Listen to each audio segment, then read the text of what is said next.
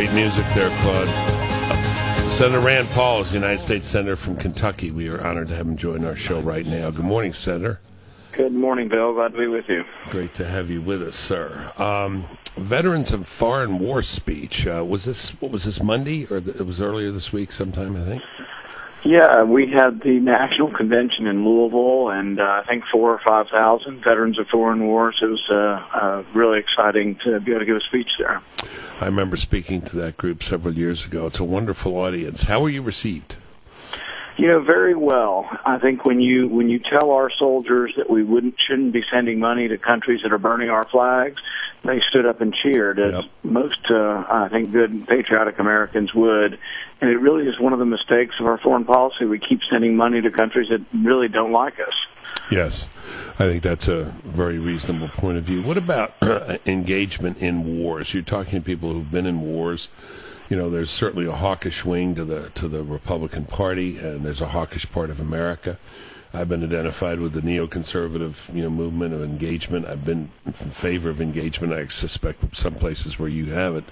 But these folks who have fought, how did they react to your criteria and your standards for when we should get involved or not?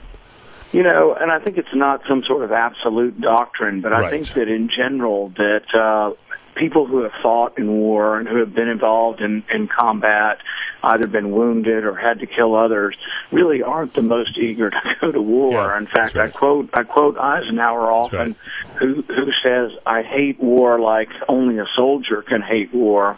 So when I talk to people, I mean, I see veterans all the time. My wife and I just finished helping to build a house for a young man who lost both legs and an arm. Our soldiers fight, but as Reagan said, we do it reluctantly when people attack us. We fight to keep the peace. We fight for freedom, but we don't fight to gain land or to Right. gain colonies. And so there is a difference in whether we're eager or reluctant. And I think in many ways Eisenhower had a rational and reasonable approach to foreign policy. I liked your speech very much, sir. I liked the references to Eisenhower. I wrote several history books you may or may not know, but I have a lot of praise for Eisenhower there. And I share with you, it's not just those who have been in war, those who have family members. Our younger son is a United States Marine. So, we think differently somewhat about this. We're both very proud and, of course, as parents, nervous and always concerned about this.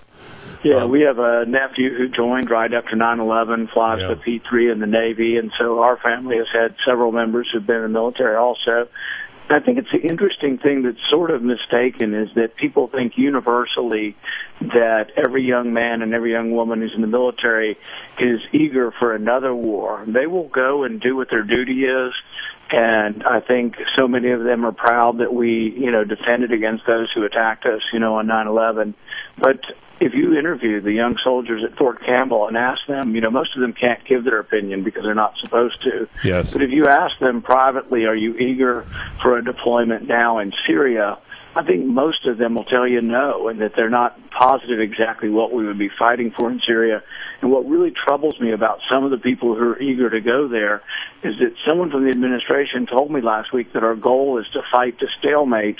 And I told him, frankly, I'm not voting to send my son or your son or anybody else's son to fight for stalemate, because that's not what America's about.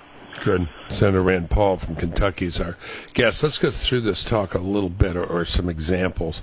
Again, I'm not trying to trick you or trap you. I'm just curious about the standards, the criteria you lay out. Again, I love the references to Eisenhower, an underrated president, an underrated general, an underrated thinker too.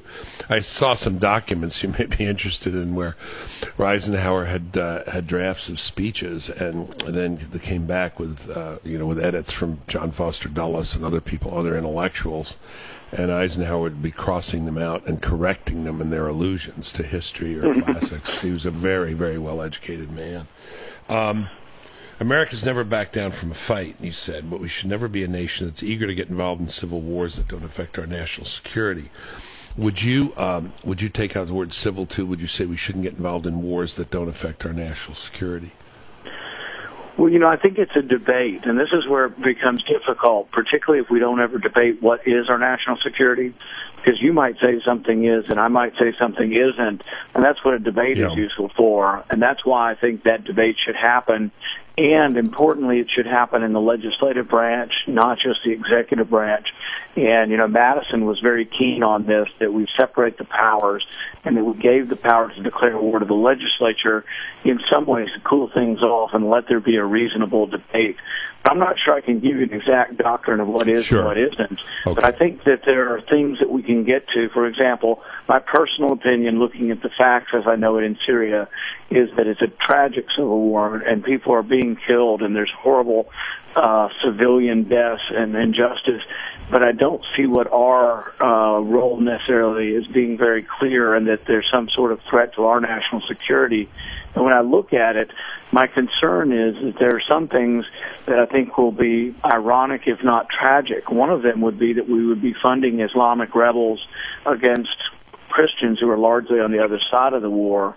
The other thing that I find that may be ironic and perhaps tragic is that we would be fighting with Islamic rebels who are fighting on the same side as Al-Qaeda. Yes. So look, on this one, I mean, people draw a case of a civil war where it's the bad guys against the good guys, and don't you want to help the good guys? Not at all clear who the good guys are, or if the bad guys in this one are really worse than supposedly the good guys. So I don't think that's a hard one. I agree with you there. But I'd give you an example of how the fact that it's not a complete non-intervention either, because, for example, Israel takes the stance that they're not sure who the good guys either, but they are sure of one thing that's in their national security interest, and that's that no weapons go into Lebanon. So they've made it's easier for them because they're close to the battle, and it does have a great deal of importance to Israel, so they don't want any weapons going into Lebanon, and they've stopped that from happening.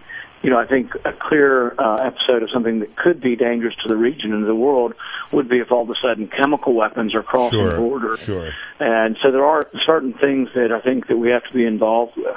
Yeah, that raised, I don't want to chase this rabbit trail, get on this rabbit trail, but raise the question of American credibility, too. And if you have a president who stands up and says, don't cross that red line, they cross the red line, and then you don't do anything. I mean, I don't want to commit my son or anybody else's son to a war just because some president made a mistake in his speech, but you see what I'm getting at, the question of American. Yeah, and I think the president has to be very careful in the sense that drawing up red lines, one that you don't adhere to, we lose credibility, but also that's one reason why you should be very careful in saying what exactly red lines are that won't be crossed. But let me ask you this, and I'm not necessarily asking for a yes or no, but just to hear your mind work these through. Not necessarily questions of national security unless you characterize them as such.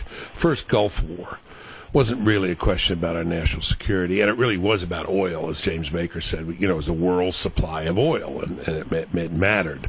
Were we right to get engaged in that? Well, I think there's a legitimate debate over when countries invade another country, and whether or not territorial integrity of allies will be something that is to be defended. I think, for example, I don't think there's any of us really that question if Israel were invaded, whether or not that would be something that's in our national interest. And I think in that case, it's very important to actually announce that in advance, so there's no question of it, because I think that works as a deterrent. In cases of every territorial integrity, maybe not, but we have a lot of close allies in the region, and in the end, I think it was the right thing to do in the sense that we told Hussein that you can't basically invade your neighbors and take over neighboring countries. And it was also, in a sense, an entire coalition of the world coming together to say that. All right, and then Afghanistan in 2012 or 2002. What about that? You could argue. I mean, I thought it was entirely justified. I'm glad we did it, but part of this wasn't national security so much as just desserts. We ought to nail these guys for what they did to us.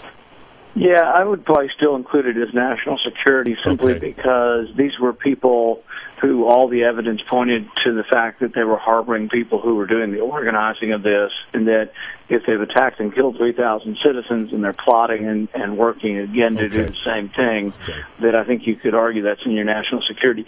The only thing I would have done differently there, had I been president after 9/11, is I would have come to a joint session of Congress and I would ask for a declaration of war. And I think it would have been voted on nearly unanimously, but I think it's stronger terminology than the use of authorization of force. And there, clearly, you get everybody behind you. Okay, I want to move to school choice in a second here, but the last one. We agree on the Gulf War. We agree on Afghanistan, Iraq. I was for that. My guess is you were not, correct? No, and I think really that would have been useful to have more debate. We did debate it, and I do give Bush credit for actually bringing it to Congress as opposed to President President Obama, who has basically decided unilaterally to go to war in Libya. So it was debated, it was approved by Congress, but at the same time, I don't think, and this is where I think good people can look at the same evidence and have different conclusions.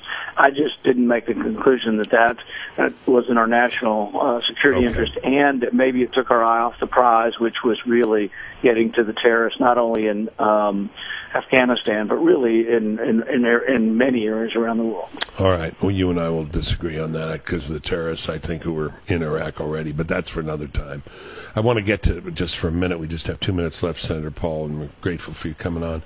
School choice, you're going to do a big event with Senator McConnell and Senators Alexander and Lee and Scott to host a forum on school choice. This is very good, very, very encouraging. By the way, just parenthetically, I follow this stuff very closely. Your staff should get a look at the CREDO, C-R-E-D-O report out of Stanford.